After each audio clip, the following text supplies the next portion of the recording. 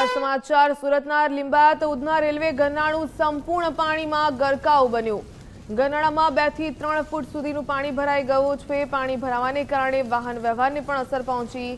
તંત્રએ હાલ તો ગરનાળામાંથી અવરજવર બંધ કરી રાહદારીઓ અને વાહન ચાલકોએ વૈકલ્પિક માર્ગ અપનાવ્યો। દ્રશ્યો સુરતના જ્યાં ગરનાળામાં પાણી ભરાઈ ચૂક્યું છે અને તેને પગલે ગરનાળામાંથી અવરજવર પણ બંધ કરી દેવામાં આવી।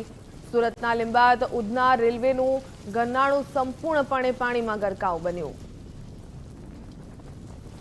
દક્ષિણ ગુજરાતમાં આજથી વરસાદનો ત્રીજો રાઉન્ડ શરૂ થઈ ચૂક્યો છે અને સુરત સહિત દક્ષિણ ગુજરાતમાં 2 દિવસ રેડ એલર્ટ જાહેર કરાયું છે। ત્યારે આજે સવારથી જ રેડ એલર્ટની અસર છે તે ડાયમંડ સિટી સુરતમાં જોવા મળી રહી છે।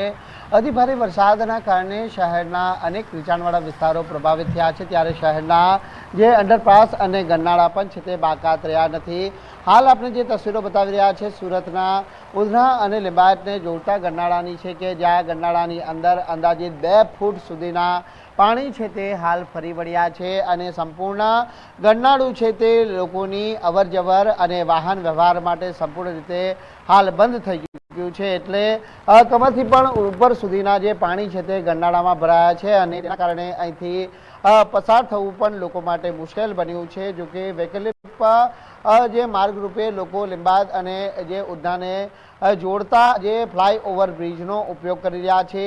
હજી પણ જે અતિ ભારે વરસાદની આગાહી કરવામાં આવી છે અને તે આગાહીના પગલે તંત્ર ખડે પગે છે તે હાલ કામગીરીમાં જોડાયું છે। જ્યાં નીચાણવાળા વિસ્તારો છે ત્યાંના લોકોને જે તકેદારી અને સલામતીના ભાગરૂપે છે તે ખાસ સલામત સ્થળે છે તે ખસેડવામાં આવી રહ્યા છે। તદુપરાંત જે લોકો હજી પણ લો લાઇન એરિયાની અંદર સ્થાયી થયા છે તેઓને તાત્કાલિક ધોરણે સલામત સ્થળે ખસી જવા માટેની પણ સૂચના આપવામાં આવી છે।